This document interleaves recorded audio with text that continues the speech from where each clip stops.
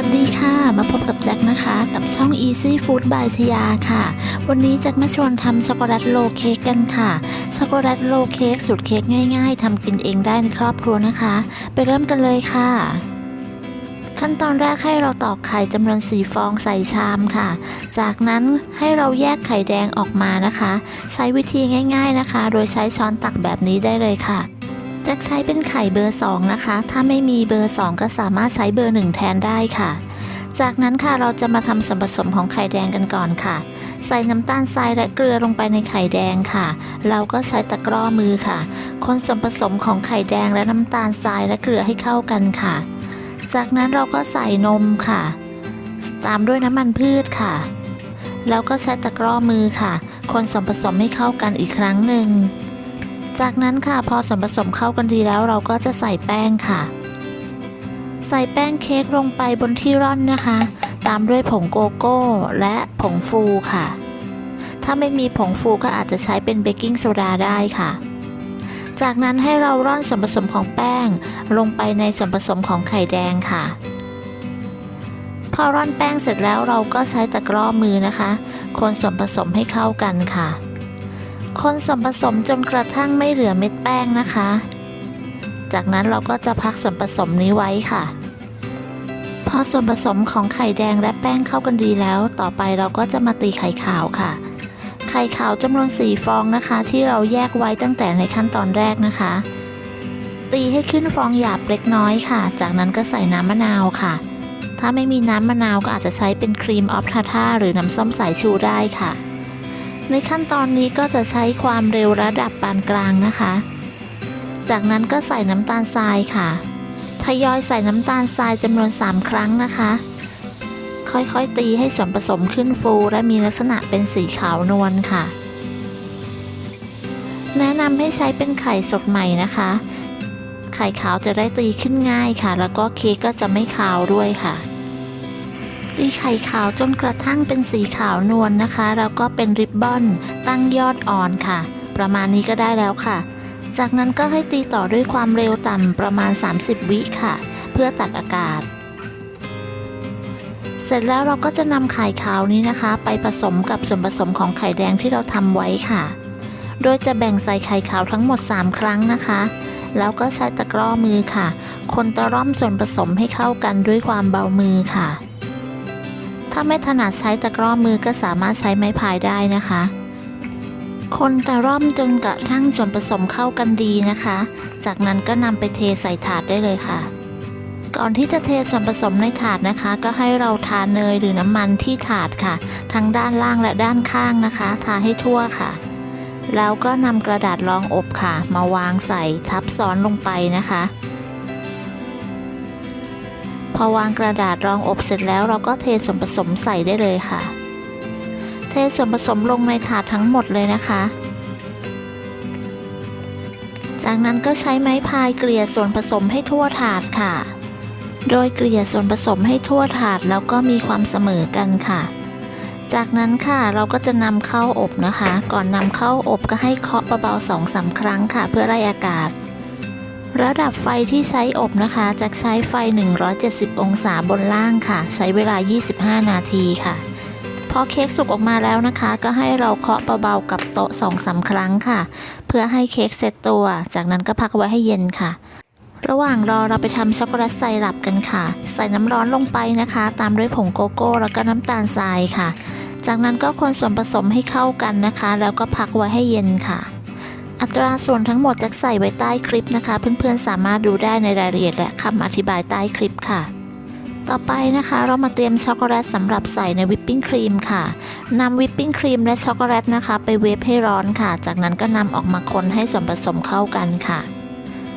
พอคนส่วนผสมเข้ากันดีแล้วเราก็จะพักส่วนผสมนี้ไว้ในตู้เย็นนะคะต่อไปเรามาตีวิปปิ้งครีมนะคะ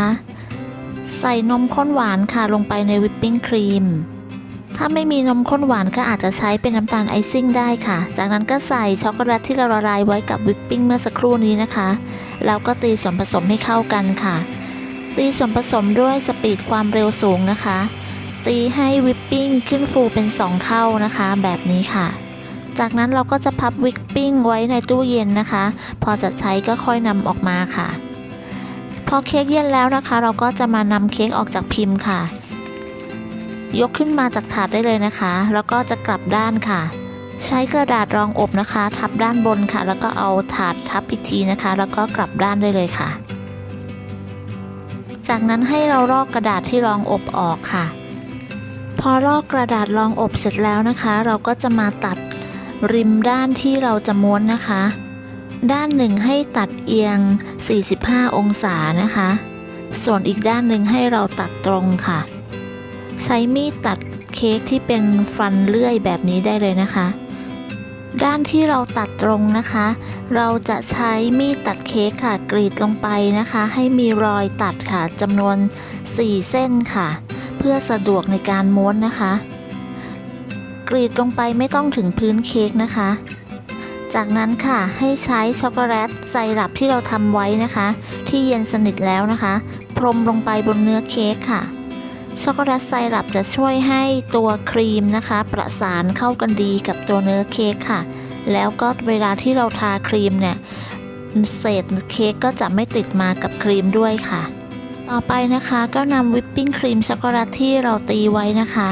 มาปาดลงบนเค้กได้เลยค่ะใช้สปาตูล่านะคะปาดวิปปิ้งครีมให้ทั่วแผ่นเค้กเลยค่ะโดยเราจะเน้นความหนาตรงบริเวณฝั่งที่เราจะม้วนนะคะส่วนปลายที่เราจะม้วนเนี่ยเราจะปาดวิปครีมบางๆค่ะด้านที่เราตัดเอียงไว้45องศานั้นคือด้านปลายนะคะเน้นวิปครีมตรงด้านที่เราจะเริ่มม้วนนะคะจากนั้นก็ให้เราม้วนได้เลยค่ะใช้มือม้วนไปแบบนี้ได้เลยนะคะเบาๆก่อนค่ะเสร็จแล้วเราก็จะนำกระดาษมาห่อนะคะใช้กระดาษม้วนหุ้มอีกทีนึงค่ะม้วนเข้าหาตัวแบบนี้นะคะจากนั้นค่ะก็ใช้อุปกรณ์นะคะช่วยดันให้ตัวเค้กโรลแน่นขึ้นนะคะใช้ไม้ดันแบบนี้นะคะแล้วก็ดึงกระดาษด้านล่างให้ตึงค่ะเสร็จแล้วก็ขมวดเกลียวด้านข้างทั้ง2ด้านให้แน่นนะคะแล้วก็นำเค้กไปพักในตู้เย็นให้เซ็ตตัวค่ะอย่างน้อย1ชั่วโมงค่ะระหว่างรอเค้กเซ็ตตัวนะคะเราจะไปทำช็อกโกแลตกานาชค่ะใส่น้ำตาลไอซิ่งและแป้งข้าวโพดลงในวิปปิ้งครีมค่ะจากนั้นก็คนส่วนผสมให้เข้ากันค่ะจนกระทั่งแป้งและน้ำตาลไอซิ่งละลายนะคะแล้วก็เปิดไฟค่ะนำวิปปิ้งครีมไปตั้งเตาให้ร้อนนะคะแต่ไม่ต้องถึงกับเดือดค่ะจากนั้นค่ะก่อนที่วิปปิ้งจะเดือดนะคะก็ให้เราปิดไฟค่ะแล้วก็ใส่ดาร์กช็อกโกแลตลงไปค่ะคนดาร์กช็อกโกแลตให้ละลายเข้ากันเป็นเนื้อเดียวกับวิปปิ้งนะคะพอช็อกโกแลตละลายเสร็จแล้วก็ใส่เนยลงไปได้เลยค่ะแล้วก็คนต่อจนกระทั่งเนยละลายนะคะพอเนยละลายเสร็จแล้วเราก็จะพักส่วนผสมของกานาชไว้ให้เย็นค่ะแล้วก็รอให้เค้กเซ็ตตัวนะคะแล้วก็นำไปราดบนเค้กได้เลยค่ะหลังจากพักเค้กไว้ในตู้เย็นจนเซ็ตตัวแล้วนะคะเราก็จะนำโรลเค้กออกมาค่ะ